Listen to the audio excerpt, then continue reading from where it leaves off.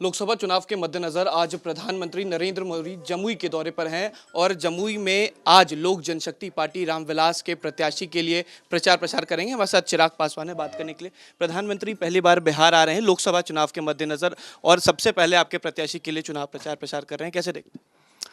नहीं, ये अच्छी बात है। खुशी की बात है, गर्व की बात है, ना सिर्फ मेरे लिए, ना सिर्फ मेरी पार्टी के कार्यकर्ताओं के लिए, बल्कि पूरे जमुई के लिए। ये गर्व की बात है कि देश के ही नहीं, दुनिया के सबसे लोकप्रिय नेता बिहार में अपने चुनाव प्रचार की शुरुआत मेरी कर्मभूमि जमुई से कर रहे हैं। तो यकीनन ये हम सब के लिए गर्व की बात है। पिछली बार भी प्रधानमंत्री जी अपने पहले ही दिन, उस वक्त पहली सभा नहीं थी, इस बार पहली सभा, उस दिन पहले दिन ही यहाँ पर आए थे। उस वक्त भी जमुई उनके लिए शुभ साबित हुआ था। 40 में से 39 सीटें हम लोग जीते थे।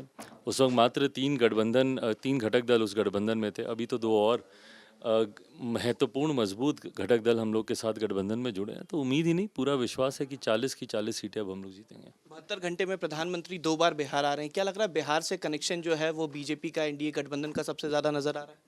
बिल्कुल, और प्रधानमंत्री जी का देखिए हमेशा से विशेष लगाव, विशेष प्यार बिहार बिहारियों से रहा है।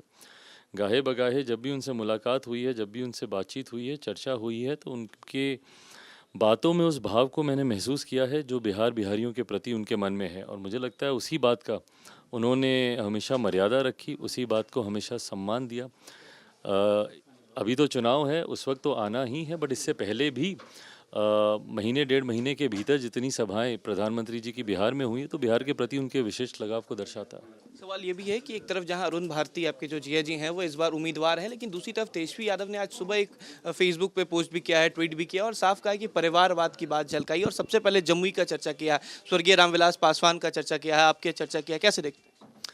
देखिए, इस तरीके के आरोप प्रत्यारोप लोग लगाएंगे जब विपक्ष के पास और कोई मुद्दा नहीं होता। पर मुझे लगता है परिवारवाद की बहुत खूबसूरत परिभाषा मेरे प्रधानमंत्री जी ने लोकसभा के आखिरी सत्र में अपने संबोधन के दौरान उन्होंने की थी। और मैं भी मानता हूँ किसी बड़े व्यक्ति या व्यक्तित्व का सुपुत्र सुपुत्री होना आपका सौभाग्य हो सकता है, आपकी काबिलियत नहीं।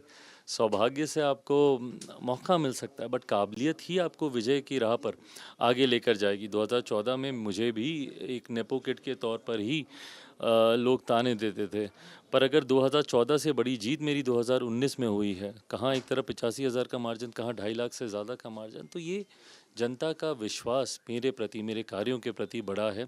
आपकी काबिलियत ही अंतोगत्वा आपको आगे लेकर जाती है, कोई सरनेम या कोई परिवार का ये नहीं। और यही बात प्रधानमंत्री जी ने उस दिन भी सदन के पटल पर अपनी बातों को रखते हुए कही थी।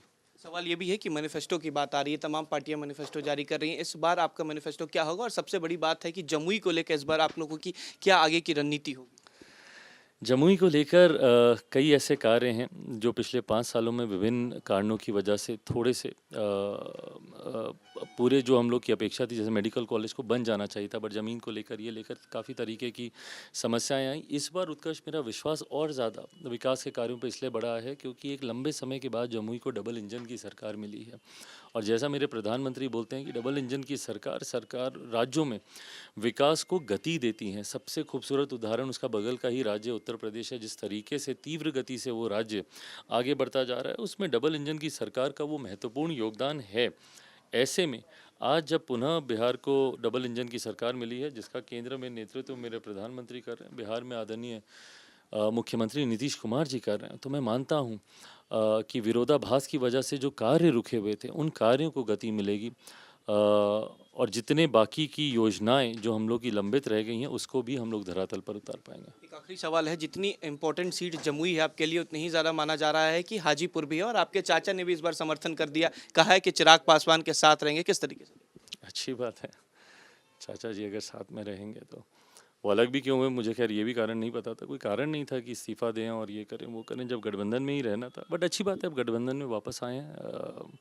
गठबंधन जितना मजबूत होता है राजनीति में, उतना लाभ मिलता है।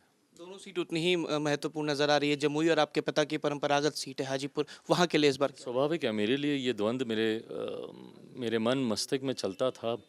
जहाँ एक तरफ पिता की कर्मभूमि को साधने निकला हूँ, तो वहीं मेरी कर्मभूमि का ध्यान मेरे जैसा ही कोई रखे, तो ऐसे में मेरी बहन से बेहतर कौन, मेरे जीजा जी से बेहतर कौन। उसी भावना के साथ जिस तरीके से एक बेटा बनकर मैंने सेवा की है, मेरी इच्छा थी कि ऐसा ही कोई, मेरे जैसा ही कोई मेरे अपनों का ध्यान रखने के लिए मेरा कोई अपना ही सामने आए और उसी भाव के साथ ध्यान रखे।